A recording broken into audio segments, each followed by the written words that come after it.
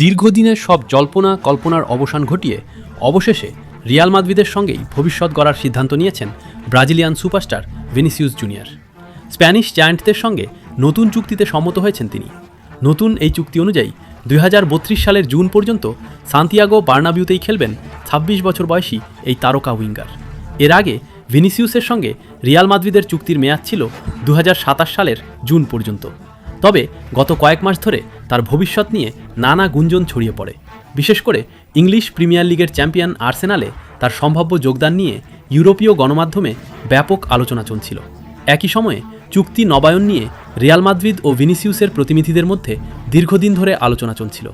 বিভিন্ন প্রতিবেদনে দাবি করা হয়েছিল আর্সেনাল পরিস্থিতির ওপর নিবিড়ভাবে নজর রাখছিল এবং সুযোগ পেলে ব্রাজিলিয়ান এই ফরওয়ার্ডকে দলে ভেড়ানোর পরিকল্পনাও করছিল।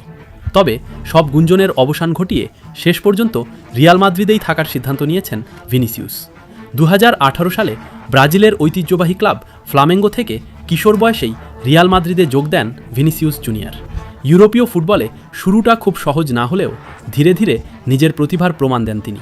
বর্তমানে বিশ্বের অন্যতম সেরা উইঙ্গার হিসেবে নিজেকে প্রতিষ্ঠিত করেছেন এই ব্রাজিলিয়ান তারকা এবং রিয়াল মাদ্রিদের আক্রমণভাগের অন্যতম ভরসার নাম হয়ে উঠেছেন।